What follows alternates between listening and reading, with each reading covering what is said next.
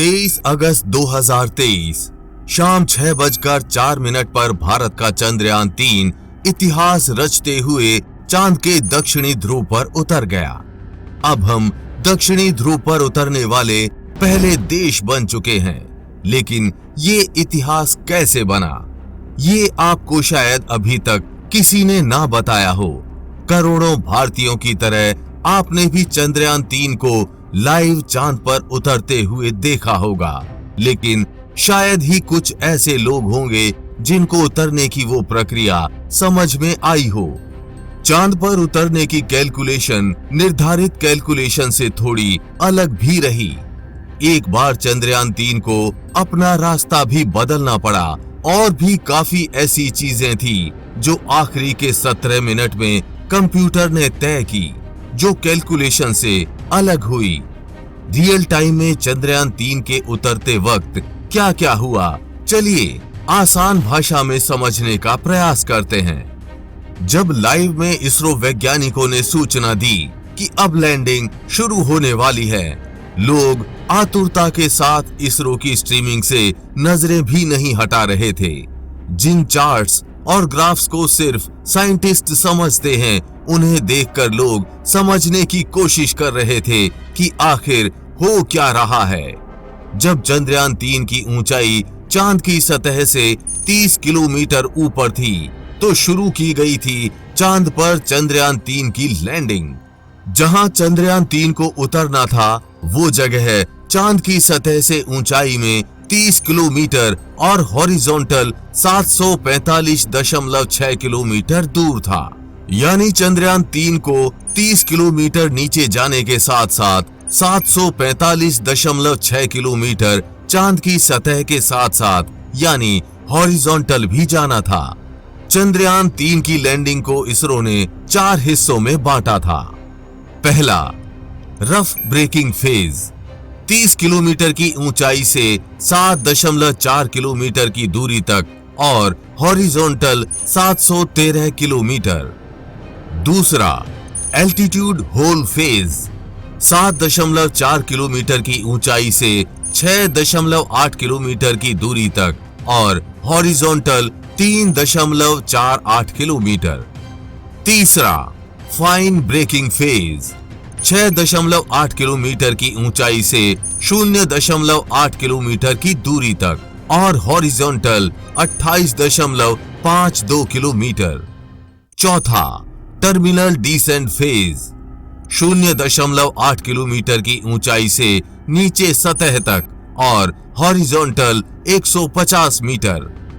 अब विस्तार से समझने से पहले आप ये समझ लीजिए कि चंद्रयान 3 की स्पीड चांद पर उतरते वक्त 2 प्रकार से थी, एक ऊपर से नीचे की ओर और दूसरा हॉरिजॉन्टल यानी चांद की सतह के समान। अर्थात चंद्रयान 3 तेजी से नीचे उतरने के साथ साथ चांद की सतह के साथ साथ तेजी से मूव कर रहा था।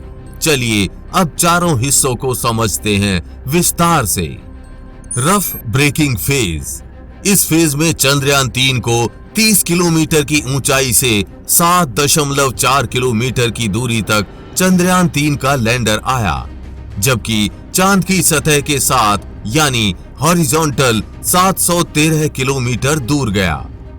30 किलोमीटर की ऊंचाई से ही चंद्रयान 3 के चारों थ्रस्टर इंजन्स भी ऑन कर दिए गए थे। थ्रस्टर इंजन्स इसलिए ऑन किए गए थे क्योंकि चांद पर हवा नहीं है और हवा की अनुपस्थिति में चांद कोई भी चीज हो अपनी ओर तेजी से खींचता है और चंद्रयान की स्पीड सामान्य बनी रहे, इसलिए इनको ऑन किया गया था। 22.6 किलोमीटर ऊंचाई कम करने में यानी 7.4 किलोमीटर तक नीचे आने में चंद्रयान 3 को 690 सेकंड लगे यानी 11.5 मिनट। इस दौरान चंद्रयान ने हॉरिजॉन्टल 713 किलोमीटर की यात्रा की। 30 किलोमीटर की ऊंचाई पर उसकी स्पीड यानी जब उसने उतरना शुरू किया था तो 1.68 किलोमीटर प्रति सेकंड थी, जिसे घटाकर 7.4 किलोमीटर तक 358 मीटर प्रति सेकंड किया गया। ये गति नीचे आने की थी हॉरिजॉन्टल गति 0.61 मीटर प्रति सेकंड थी। Altitude hold phase. इस फेज में चंद्रयान 3 7.4 किलोमीटर की ऊंचाई से 6.8 किलोमीटर की दूरी तक आया, जबकि चांद की सतह के साथ यानी हॉरिजॉन्टल 3.4 किलोमीटर दूर गया। इसमें उसको समय लगा मात्र 10 सेकंड। इस फेज में नीचे आने की गति 336 मीटर प्रति सेकंड थी। हॉरिजॉन्टल गति 0.59 मीटर प्रति सेकंड थी। Fine braking phase. इस फेज में चंद्रयान 3 को 6.8 किलोमीटर की ऊंचाई से 0.8 किलोमीटर की दूरी तक चंद्रयान 3 के लैंडर आया, जबकि चांद की सतह के साथ यानी हॉरिजॉन्टल 28.52 किलोमीटर दूर गया।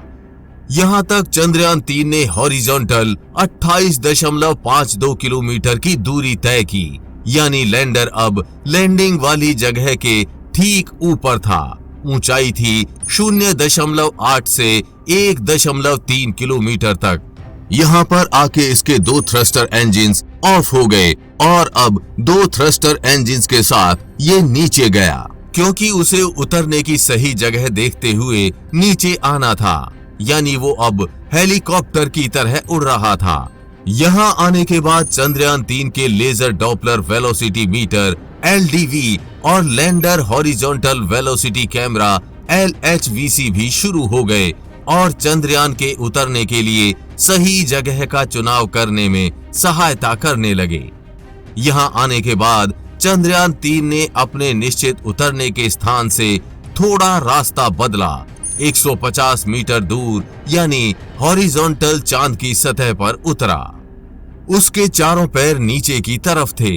इस स्थिति में वो 2 मीटर प्रति सेकंड की गति से 150 मीटर की ऊंचाई तक आया। ये पूरा प्रोसेस करने में इसे 175 सेकंड लगे, यानी करीब 3 मिनट। Terminal decent phase. ये अंतिम फेज था। यहाँ चंद्रयान 3 को 150 मीटर ही नीचे और 150 मीटर ही चांद की सतह के साथ साथ यानी हॉरिजॉन्टल दूर जाना था। ये शुरू होती है 150 मीटर की ऊंचाई से सीधे नीचे सतह की ओर। इस दौरान चंद्रयान 3 का लैंडर हॉरिजॉन्टली 0.5 मीटर प्रति सेकंड और 2 मीटर प्रति सेकंड की गति से वर्टिकली नीचे आ रहा था। 150 मीटर से 60 मीटर तक आने में उसे 73 सेकंड लगे, जिसमें 52 सेकंड रीटारगेटिंग थे, यानी सुरक्षित जगह खोजने में लगे। इसके बाद 60 मीटर से 10 मीटर की दूरी उसने 38 सेकंड में पूरी की। आखिरी 9 सेकंड्स में उसने 10 मीटर से सतह तक की दूरी तय की।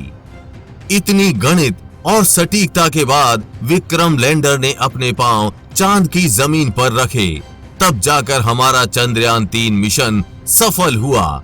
इतना ही नहीं, लैंडिंग के बाद करीब 2 घंटे 36 मिनट बाद जब लैंडिंग की वजह से उठी चांद की धूल जमीन पर बैठ गई, तब प्रज्ञान रोवर बाहर निकला। कल रात में ही इसरो ने ट्वीट करके बताया है कि रोवर ने 8 मीटर की दूरी तय कर ली है। रोवर में लगे LIBS और APXS चालू हो गए हैं। प्रोपल्शन मॉड्यूल, लैंडर मॉड्यूल और रोवर पर सभी पेलोड प्लान के अनुसार प्रदर्शन कर रहे हैं। अंत में जाते जाते शॉर्ट में जान लेते हैं अब रोवर और लैंडर चांद की सतह पर क्या क्या काम करेंगे। विक्रम लैंडर पर 4 पेलोड्स क्या काम करेंगे। पहला, रंभा। ये चांद की सतह पर सूरज से आने वाले प्लाज्मा कणों के घनत्व, मात्रा और बदलाव की जांच करेगा। दूसरा, चास्टे। ये चांद की सतह की गर्मी यानी तापमान की जांच करेगा। तीसरा, इल्सा। ये लैंडिंग साइट के आसपास भूकंपीय गतिविधियों की जांच करेगा। चौथा, लेजर रेट्रो रिफ्लेक्टर एरे।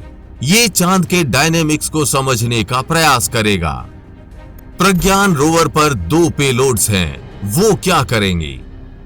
पहला, लेजर इंड्यूस्ड ब्रेकडाउन स्पेक्ट्रोस्कोप। ये चांद की सतह पर मौजूद केमिकल्स यानी रसायनों की मात्रा और गुणवत्ता की स्टडी करेगा, साथ ही खनिजों की भी खोज करेगा। दूसरा, अल्फा पार्टिकल एक्स-रे स्पेक्ट्रोमीटर।